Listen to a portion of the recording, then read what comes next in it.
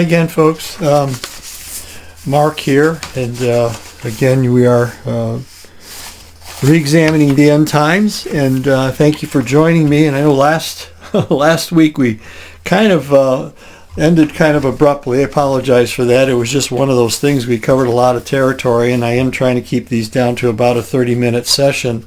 So we're going to pick it up again here in Matthew 24. As last week we did talk a little bit about, first of all, how Jesus used language common in the Old Testament to describe the fall of an empire, and with these with his descriptions of the sun and moon growing dark and all of that really had direct reference to both Babylon's fall and Egypt's fall, which are actually references, or can be references spiritually, to Jerusalem. And it seems that he is using this description to describe applying it to Jerusalem fall in the context of this discourse. That's really what the discourse is about. It's the fall of Jerusalem. It's the fall of some heavenly power, whether that was at one time Egypt, or whether that was at one time Babylon or Assyria, or whoever it may have been. In some cases Jerusalem. We even saw in the book of Lamentations that their place in heaven, they had fallen from heaven to earth in God's judgment. And so Jesus is using this imagery, but there's more to this, much more to that will help clarify it a little bit, because Jesus actually uses a kind of a technique that we would call a midrash that was common to the Jews in his day, common today. Midrash is just a word that simply means to interpret, and so commonly it is used. Let me see if I can kind of I got a good definition here. Yeah, in Jewish interpretation, combining prophecies involves different prophetic verses from the Hebrew Bible together to understand a larger picture, often by looking for recurring themes, imagery, and historical context across various prophetic texts, with a focus on interpreting them through the lens of the current situation and applying them to contemporary issues. And there are midrashic texts that were found with the Dead Sea Scrolls that were written sometime between the 1st and 3rd century BC. So it's basically using different, it kind of looks for different words and phrases in different prophecies to bring a focus on one thing that to help understand that one thing. And in this case, when we get to Matthew 24:30, which is our next verse, it says that then will appear the sign of the Son of Man in heaven. Then all the tribes of the land will mourn, and they will see the Son of Man coming on clouds of heaven with power and great glory. Now, first of all, let's look at something here. The context really requires us to understand that there's not going to be a sign in heaven that everybody's going to see in the sky. Matter of fact, I think New American Standard uses the sign of the Son of Man will appear in the sky. It has nothing to do with a sign in the sky. The sign is the Son of Man in heaven. Matter of fact, if you have a reference Bible, virtually every reference Bible on the planet puts a cross-reference to Daniel 7:13 and 14, which we're going to read in a moment. But he says the sign will be the Son of Man in the heavens, and then that the tribes of the land will mourn. Not the tribes of the earth, the tribes of the land will mourn. Of course, that has to do with the fall of Jerusalem. It's the crushing blow of watching their city temple fall. And they will see the Son of Man coming on the clouds of heaven with power and great glory. Now watch how Daniel describes this, because Jesus is alluding to this event. He says that in Daniel 7:13 and 14, he says, I kept looking in the night visions, and behold, with the clouds of heaven, one like the Son of Man was coming.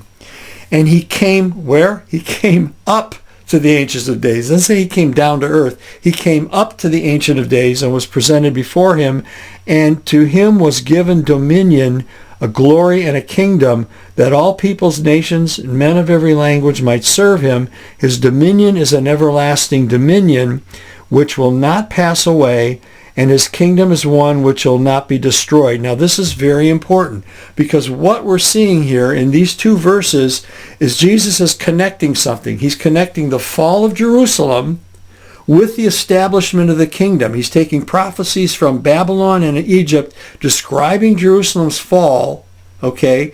And then he's inserting this sign of the Son of Man obtaining dominion, going up into before the Ancient of Days in the clouds to obtain dominion.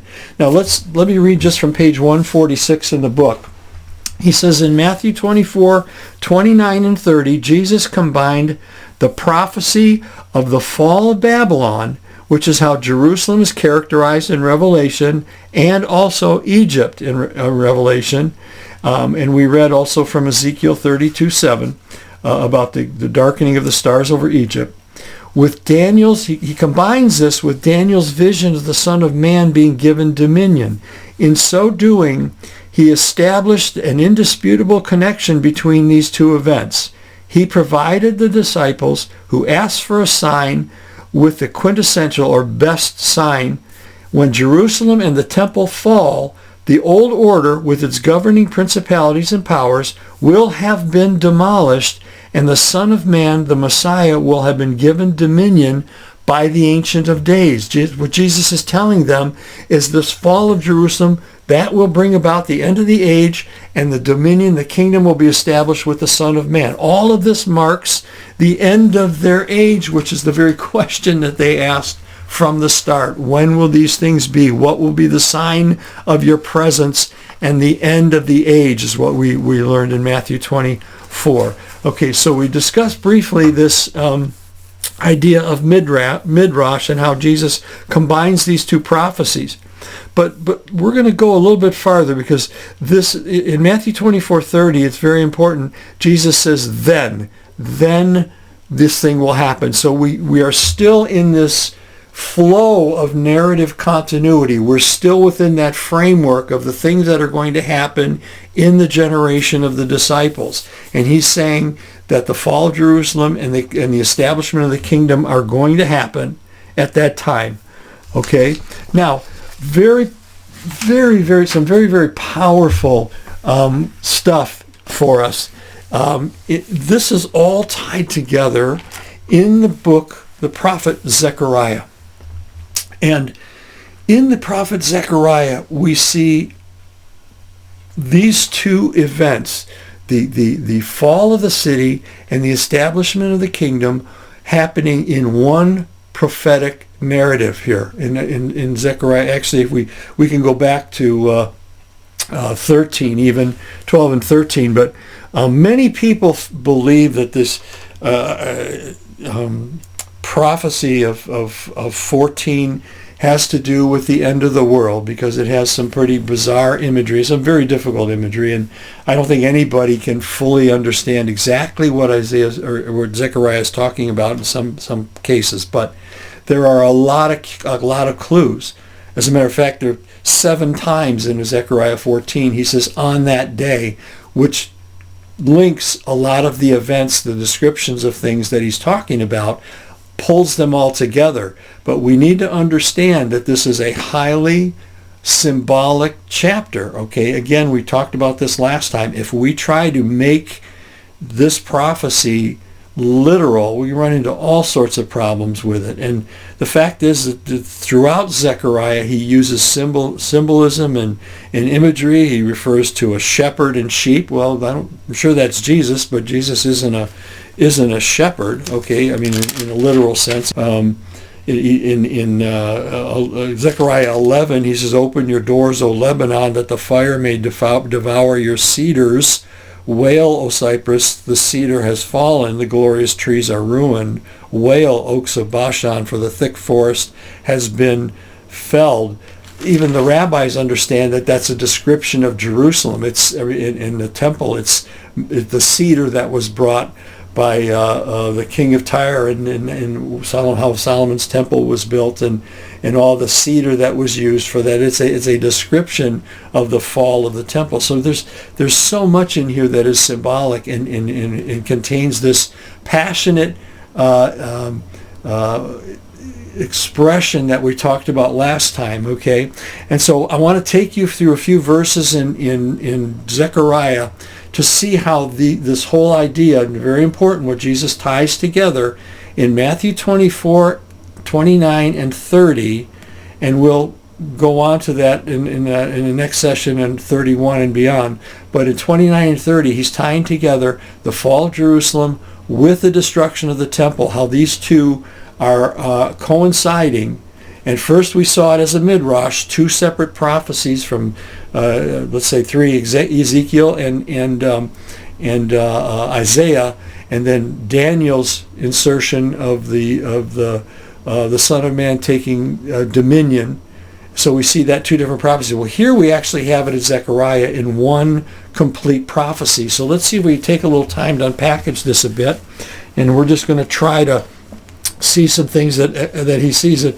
He says, "Behold, a day is coming," in verse 1, chapter 14. For the Lord, when the spoil taken from you will be divided in your midst." So here's a time when spoil is going to be taken from Jerusalem, and it's going to be divided right there before their eyes. He says, "For I will gather all nations against Jerusalem to battle, and the city will be taken, the houses plundered, the women ravished." And then he talks about half the city going into exile. The rest of the people shall not be cut off from the city. So we see some things happening here. First, we see an assault on the city of Jerusalem. We see destruction. We see exile. Okay? This is all referring us right to Jerusalem in 70 AD. And we're going to explain why this is not a future thing, okay, from us. This is not an end of the world event, but that it's actually pointing us to the occurrences of 70 AD, what happened at that time. And we'll, as we continue here, bear with me. Okay, the nations gathered against Jerusalem in this context, we will see in Revelations, it's not all the nations of the planet, it's the nations of the Roman Empire. It's all of the various powers and principalities that were there within the context of the Roman Empire that were assembled together and brought together to destroy Jerusalem under the rule of Titus, General Titus. Okay, he says. Then he says, now look, in verse chapter 1, verse 1, we said that the city will be taken, okay? So we have this destruction of Jerusalem, okay? Then, down in verse 9, what does it say? "And the Lord will be king over all the earth. On that day the Lord will be one and his name one." So now we have these two verses connected. We're going to look in between. I'm not just going to jump from one to the other. We're going to look in between and see what's going on. But we have a connection here between what? The fall of the city, just as Jesus talked about in Matthew 24, and the Lord becoming king over all the earth and his name one. Okay, so the kingdom established, the fall of the city in conjunction, okay, concurrently happening, just as Jesus describes in Matthew 24. Now, if we go on, let's see what else we see. Let's look back just for a second, just to get a larger context, and go to chapter 12 and verse 10. To see how the context takes us really into the New Testament. He says that I will pour out on the house of David, on the inhabitants of this Jerusalem, a spirit of grace and pleas for mercy, or grace and supplication, that they will look on me whom they have pierced, and shall mourn over him as one mourns for an only child, and weep bitterly over him as one who weeps over a firstborn. Now, some people believe this is somehow the national salvation of Israel at the end of the world. It is not. As a matter of fact, we know it's not because John quotes it in John 19. Where does he quote it? He says he quotes it at the cross. In John 19:36, he says that as it's written, "They will look on me whom they have pierced." It is a reference to the cross, not the conversion of Jews at the end of the world. Okay? Now, going on back, let's go to 13 for a second. He says, now in 13:1, we read, "On that day," okay, let's go to 13:1. "On that day there shall be a fountain opened for the house of David and the inhabitants of Jerusalem to cleanse them from sin and uncleanliness." Now, what fountain might that be that cleanses us from sin and uncleanliness? It's the blood of Christ. It's what happened at the cross. here in verse 10 and 11 of Zechariah 12. And now we go to 13. The fountain has been opened, okay? That fountain is open, which is the blood of Christ for cleansing. And now let's keep it in the context now of that. He says, now on that day, in verse 2, he says, I will cut off the names of idols from the land so that they will not be remembered anymore. And I will remove from the land the prophets and the spirit of uncleanliness, or the unclean spirit. Okay? Now, where do we learn about that? Didn't we learn about that in Matthew 12? Jesus says that when an unclean spirit goes out of a man, so shall it be with this generation. Matthew 12, 43 and 45. There's a specific reference to the ministry in the time of Jesus. All right? Then we go a little bit farther down. Now we go to 13:7. Awake, O sword, against my shepherd, against the man who stands next to me, declares the Lord. Strike the shepherd, and the sheep will be scattered. I will turn my hand against the little ones. In the whole land, declares the Lord, 2/3 will be cut off and perish, 1/3 shall be left alive. So now he's talking about the remnant of Israel in the first century. When does this happen? When the shepherd is stricken and the sheep are scattered. Okay? And again, here's some symbolism. The sword goes against the shepherd. Jesus didn't die but from a sword. That's just a metaphor for being slain. We know Jesus was crucified. So we're still in the context of the life and ministry and work of Jesus.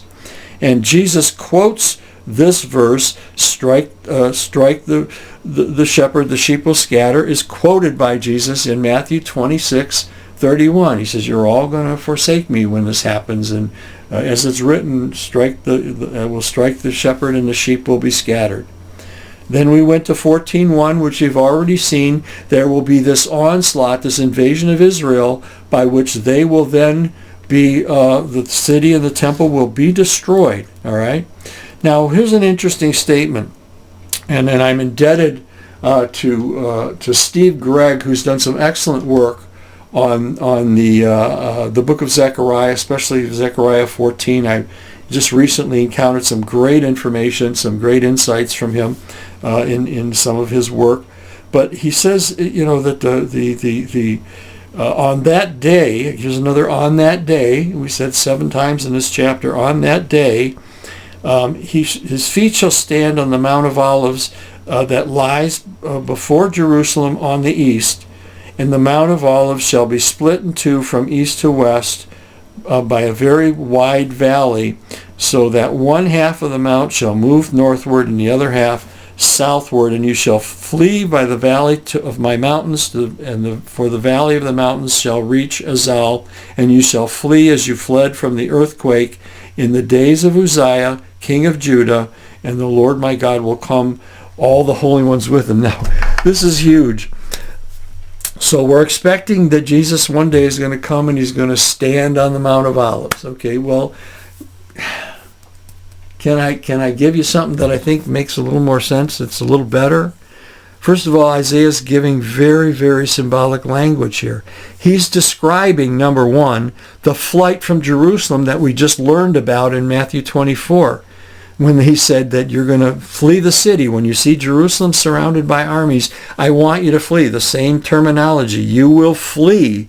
And the way this mountain is split from east to west, so that the valley, the escape is from is east. I'm sorry, the mountain splits so that there is an escape route from east to west. Well, from west to east, because that's where the church left when they fled Jerusalem. They went to the regions east of the Jordan, to Pella, which is in the region on the other side of the Jordan. Okay, but the standing on the Mount of Olives, and Greg brought this out, and I thought it was just fantastic.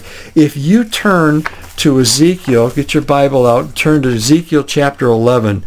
Phenomenal imagery here, so it's presented, because God's standing on mountains and valleys and things splitting is not necessarily to be taken literally. All right, in Ezekiel 11, and we see God's about to depart from the temple, okay? He's had it with the Jews and their disobedience, and again, we continually remind you these are historical events. This is not an anti-Semitic comments about the Jews today. But we see in verse 22 of Ezekiel 11, then the cherubim lifted their wings with the wheels beside them, and the glory of God of Israel was over them, and the glory of God went up from the midst of the city and stood on the mountain that is on the east side of the city. And every commentator under the sun tells us that this was the Mount of Olives. The Lord was departing the city and stood on the Mount of Olives. And in that standing, as he was departing the city, what happened was, as we learned earlier, as Rome departed from their assault on Jerusalem and were pursued by the zealots, the door was opened, the church was allowed to escape. The Lord was leaving the city, and as he was leaving the city, standing on the Mount of Olives, he's making a way of escape for his people, as we learn, as this historically occurred in 70 A.D., that the church was able to escape through that way to go to the east, in the direction of the east, to flee Jerusalem and flee its destruction. And so what an amazing image. And if you wish, we can also take a look at the prophet Micah, just to show how the language is not to be understood literally, but is to be understood symbolically. Hosea, Joe, here we go. In Micah, we have Micah 1. Let's get to Micah 1 for a moment here. Bear with me. He says, beginning of verse 1, because it gives us a sense of the timing of the prophecy. The word of the Lord that came to Micah of Moresheth in the days of Jotham, Ahaz, Hezekiah, kings of Judah, which he saw concerning Samaria and Jerusalem. This is a historical prophecy concerning the conditions in Israel, in the land of Israel, will come down and tread upon the high places of the land, and the mountains will melt under him. The valleys will what? Split open like wax before him, like waters poured down from a steep place. All this for the transgression of Jacob, even for the sins of the house of Israel. See? And so now we see this imagery of God coming down, standing somewhere. In the case of Zechariah, we see him in 70 AD. He's departing the temple, standing on the Mount of Olives, and we see this symbolic image of a split allowing the church in Jerusalem to escape before the destruction begins. You see, so Jesus is really, everything that we see here pertains to Jesus' Olivet prophecy. All right, he even says, "You shall flee." All right, and we're going to see later on, what this exactly means. And the Lord God will come and all the holy ones with him, because we're going to see that image in Revelation 19, but you're just going to have to wait till we get to Revelation to understand that. Okay, so now let's continue, because this is all there to inform us of how this pertains to what Jesus is talking about, this day of the Lord that came to bring transition into the new era. And so we saw that we see Jerusalem destroyed, the kingdom established. They'll look on him who they've pierced, the fountain, which is the blood of Christ, the removal of the unclean spirit from the land, the sword raised against the shepherd, the sheep are scattered, Jerusalem is destroyed. His feet stand on the Mount of Olives, which creates this split, or this opportunity for the church to escape. And then now we go a little bit farther to 14:8. And in 14:8, he says, on that day, we're getting timing here. All this pertains to this whole entire context of between 14:1 and 14:9, and actually it goes beyond that context. But he says that on that day, living waters shall flow from Jerusalem, half from the eastern sea, half from the western sea, and it shall continue in summer as well as in winter. Living waters shall flow out of Jerusalem. What else can that be but the Spirit? What happened on the day of Pentecost? What do we read about in Acts 2, church?